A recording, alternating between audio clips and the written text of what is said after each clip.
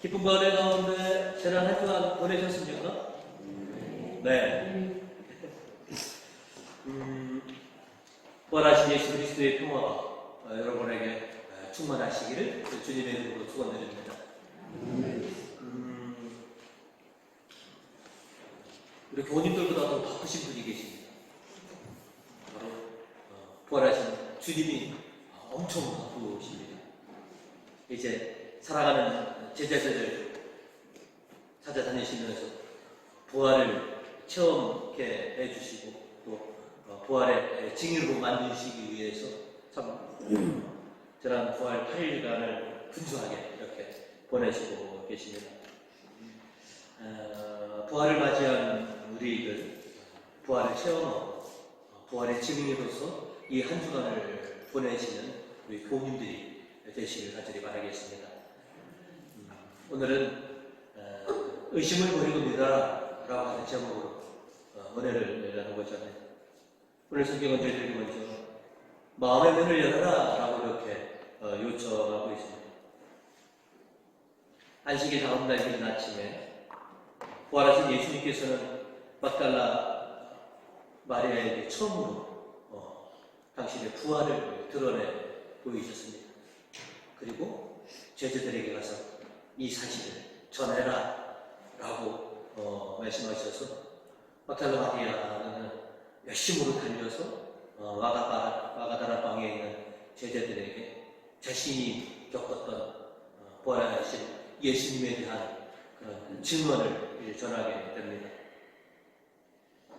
하지만 제자들은 막달라 마리아가 전하는 그 부활의 소식을 오롯이 받아들일 수가 없었습니다.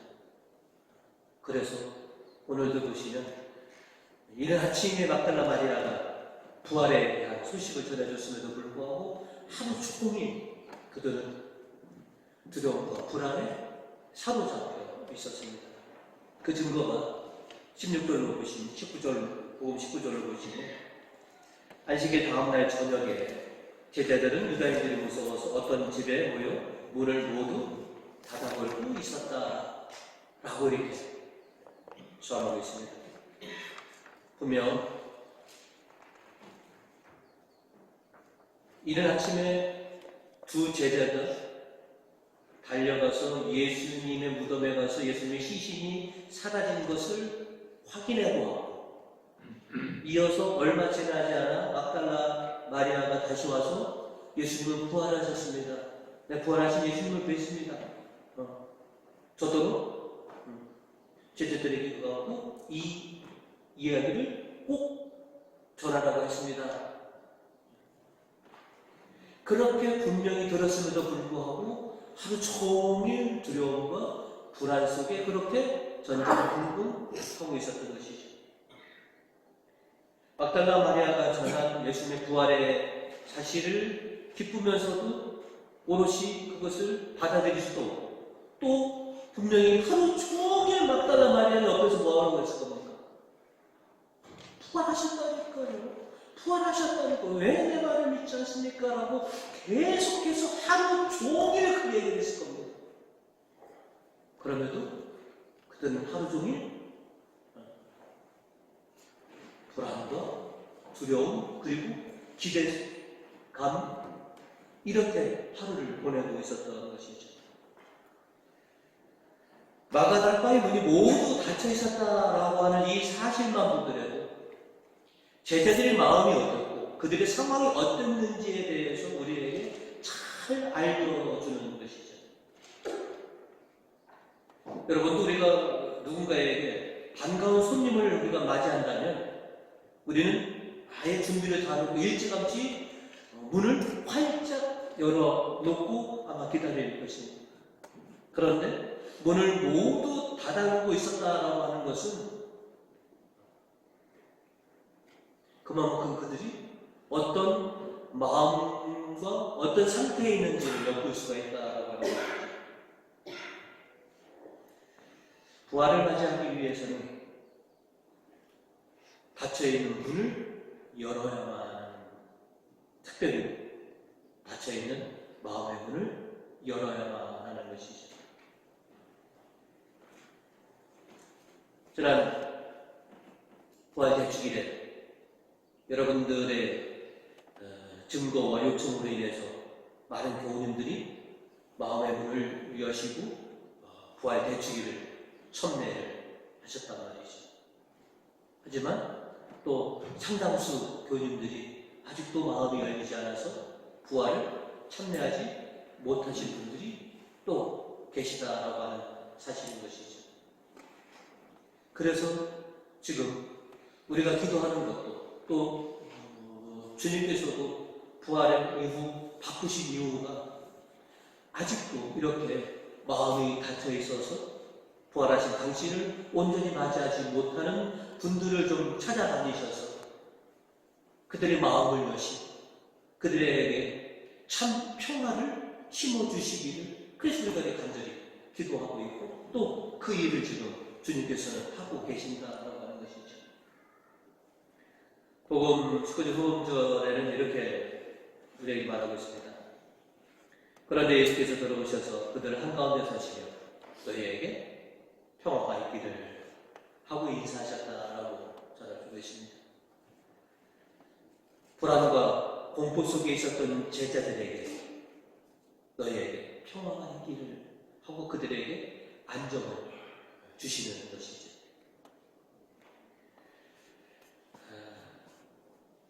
마음이 닫혀있는 이유는 좀 다양합니다.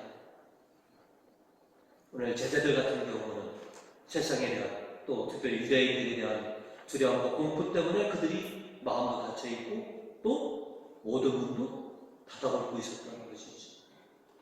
또 우리가 아시는 교우님들 중에는 교회에서 상처받고 또 교회를 통해서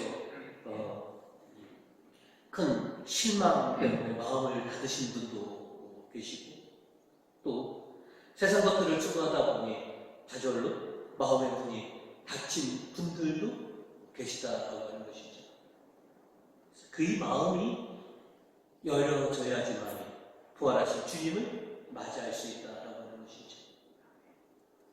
마음이 닫혀 있으면 콩으로 매주를 쓴다라고 하더라도 그것을 인정하지 않습니다. 마음이 닫히면 그 어떤 진실도 받아들이려고 하지 않는다라고 하는 것을 우리가 잘 알고 있습니다. 마음이 열리면 마음이 따뜻해져야지만 진실을 받아들일 수가 있는 것이죠. 그리고 우리가 지금껏 살아오면서 평화와 안정을 소망하고 그래서 우리가 좀 두렵고 떨릴 때마다 내가 좀 진정해야지, 내가 좀 평화를 찾아야지라고 스스로에게 아무리 다짐하더라도 진정하자, 떨지 마자라고 우리가 그렇게 되뇌어도 어디 쉽게 진정이 됩니까? 내가 마음 먹었다고 평화가 내가 생각한다고 진정이 되느냐 하는 것이죠. 주님이 찾아오셔서 당신의 평화, 성령을 불어넣으셔서 진정한 평화를 우리에게 주셔야 하는 것이죠. 그렇기 때문에 우리가 기도하는 것은 부활하신 주님께서 마음이 닫혀있는 사랑하는 당신의 자녀들을 찾아가셔서 그들의 마음을 좀 녹여주시고 그들에게 당신의 평화를 불어넣어 주셔서 부활하신 주님을 맞이하는 그런 기쁨을 좀 누릴 수 있도록 그렇게 우리가 간절히 기도하고 있는 중이기도 합니다. 또한 우리가 앞으로 살아가는 나라에도 보면 좋은 일, 기쁜 일도 참 많겠지만 불안하고 걱정스럽고 염려되는 일들이 앞으로도 많이 있을 거라는 것이죠. 그 앞에서 오늘 부활하신 주님께서 주신 이 평화를 가지고 이 세상의 두려움과 걱정을 이겨내면서 주님과 더불어 그렇게 기쁨과 평화로운 그런 일상을 만들어가는 그런 여러분이 되시기를 주님께서 그렇게 도와주고 계신다고 하는 사실이시죠. 주님께서 주시는 참된 평화를 통해서 세상의 걱정과 두려움을 이겨내시는 우리 구원님 되시기를 주님의 이름으로 축원드립니다. 아멘. 성경은 저에게 또 두 번째로 의심을 버리고 믿어라 라고 이렇게 요청하고 있습니다. 마가다락방에 모여 있었던 제자들은 부활하신 예수님을 만나 뵈므로 인해서 그들의 두려움과 공포를 싹 벗어버리고 기쁨과 평화를 얻게 되었습니다. 그런데 12제자 중 한 사람인 토마마는 그 순간 그 기쁨을 누리고 있지 못했다는 것이죠. 그것은 다름 아니라 무슨 연인지 모르겠지만 그 순간에 부활하신 주님이 마가다락방에 나타나셨을 때 그 자리에 토마가 없었기 때문에 그렇습니다. 토마는 그로부터 7일이 지난 뒤에야 비로소 부활하신 예수님을 뵙게 됩니다. 흔히들 이 이야기를 가리켜서 토마의 불신앙이라고 제목을 다시는 분들이 계시는데, 저는 토마의 불신앙이 아닌 토마의 부활 체험, 아니 우리들의 부활 체험이라고 그렇게 말하고 싶습니다. 복음 27절로 그리고 토마에게 내 손가락으로 내 손을 만져보라, 또 내 손을 내 옆구리에 넣어보라, 그리고 의심을 버리고 믿어라 하고 말씀을 해주신 것이죠. 의심을 버리고 믿어라라고 하는 이 말씀은 토마에게만 하신 말씀이 결코 아니시다라고 하는 것이죠. 그것은 오늘 우리들에게도 의심을 버리고 믿어라 라고 하는 그런 말씀인 것이죠. 이 의심이 뭘까? 저는 개인적으로 이렇게 생각했습니다. 우리가 가지고 있는 인간적인 상식, 인간적인 그런 생각들, 관념들, 기준들, 그거를 버리고 예수님께서 부활하셨다라고 하는 사실을 받아들여라 라고 하는 것. 의심은 바로 그겁니다. 어떻게 그럴 수가 있어?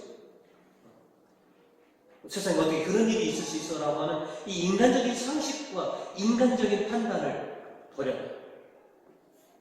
부활은 인간적인 상식으로는 그것을 받아들일 수 없는 사건이라는 것이, 오직 하나님의 놀라우신 은혜와 신비로 믿고 받아들여야지만 부활을 온전히 경험할 수 있는 사건이기 때문에 그렇습니다. 그리고 주님께서는 의심을 버리고 믿는 사람이 행복한 사람이다 라고 말씀하십니다. 복음 29절로 예수님께서는 너는 나를 보고야 믿느냐, 나를 보지 않고도 믿는 사람은 행복하다 하고 이렇게 말씀을 하십니다.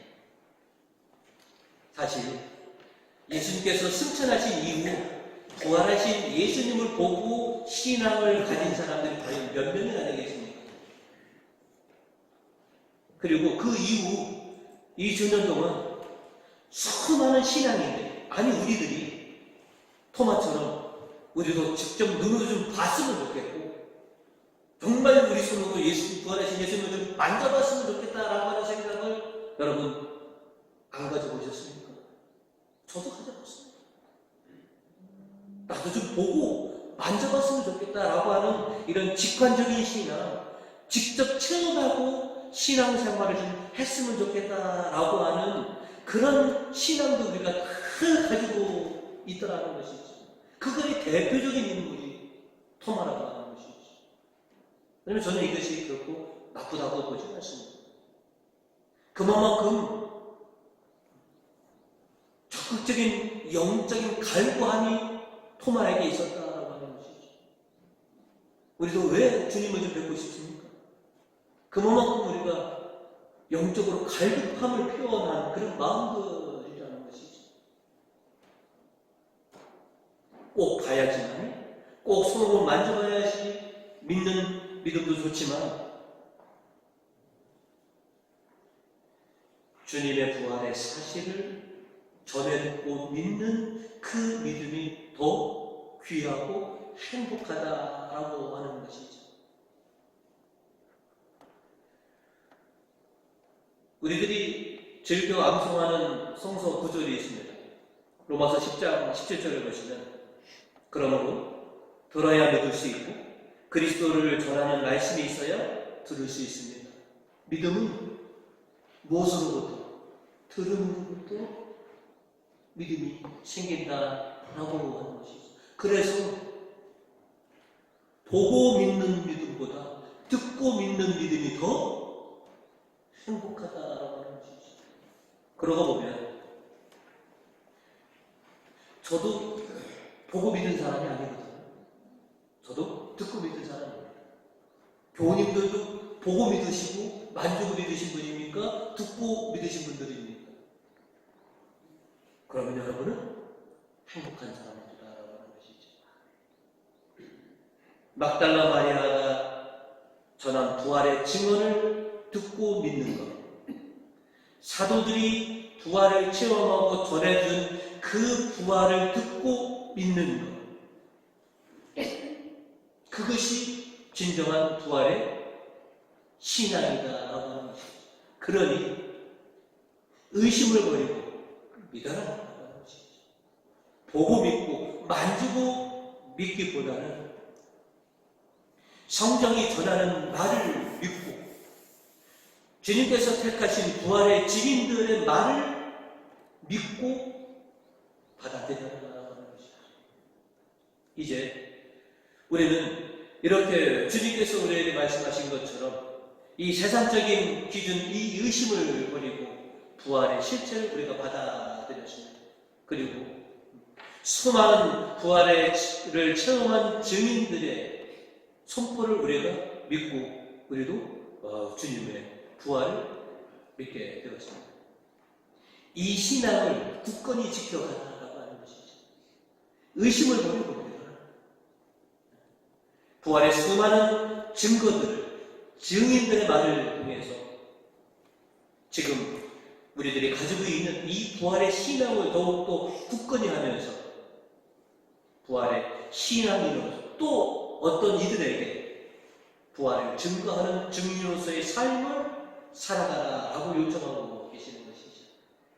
이제 부활을 체험한 사람으로서 또 부활을 증거하는 사람들로서 의심을 버리고 믿는 이 믿음을 통해서 또 주님을 증거하고 부활의 신앙으로서 굳세지시는 우리 교우님들 되시기를 주님의 이름으로 축원드립니다.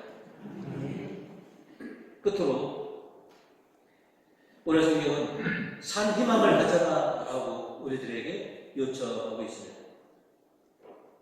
부활을 체험하고 부활을 믿고 살아가는 신자들에게 사도들과 교회들은 격려의 말씀을 우리에게 전하고 있습니다. 오늘 이독서 3절의 말씀을 보시면, 하나님께서는 당신의 크신 자비로 우리를 다시 낳아주시고 예수 그리스도를 죽은 자들 가운데서 다시 살리심으로써 우리에게 산 희망을 안겨주셨습니다 라고 이렇게 말씀하십니다. 부활하신 예수님이 여러분의 산 희망이십니다. 유한한 삶을 살아갈 수밖에 없는 인생, 고달픈 인생을 살아가는 우리들에게 부활 신앙을 가지고 부활하신 예수님에게 희망을 걸고 살아가는 사람들이 되십시오 라고 이렇게 요청하고 있는 것이죠. 여러분이 부활하신 예수 그리스도에게 희망을 걸고 살아가신다면 하나님께서 여러분에게 힘을 주실 것이고 하나님께서 보호해 주셔서 그렇게 부활 신앙으로 살아갈 수 있도록 주님께서 함께 하실 것입니다 라고 전하고 있는 것이죠. 인생에 수많은 시련과 고난이 닥치더라도 부활하신 예수 그리스도에게 희망을 걸고 살아가시는 교우들이 수많은 시련과 고난을 부활의 신앙을 순수하게 하는 그 기회로 삼고 주님과 더불어 그 시련과 고난을 이겨내십시오. 라고 이렇게 요청하고 있습니다.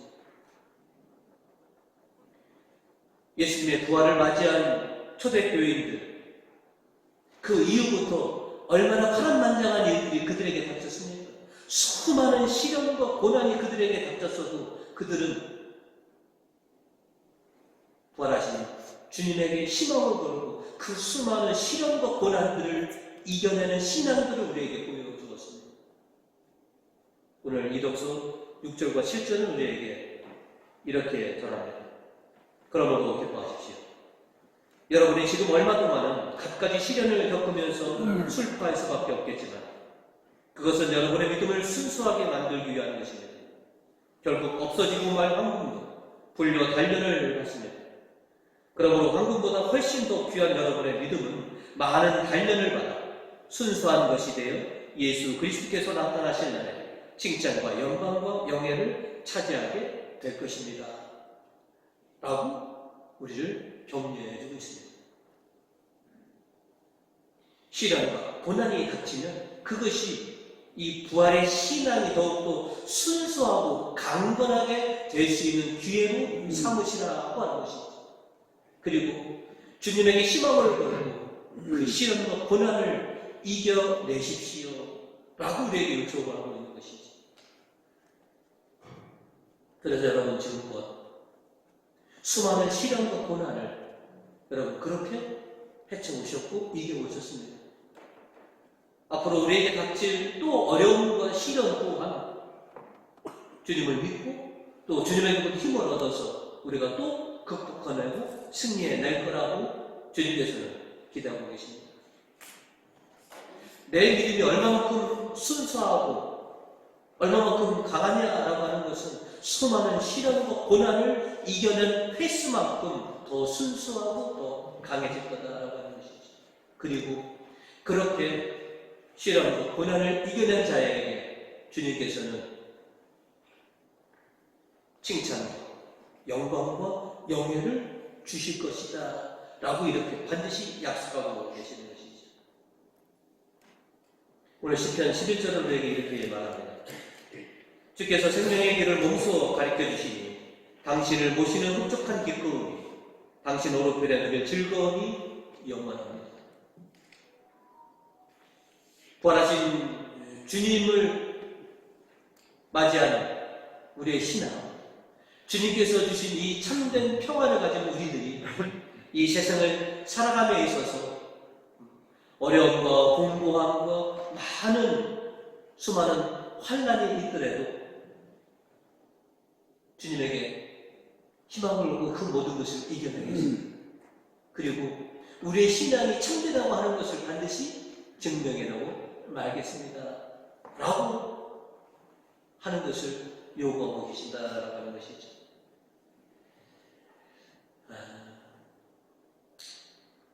시련과 고난을 즐기시는 분은 없습니다.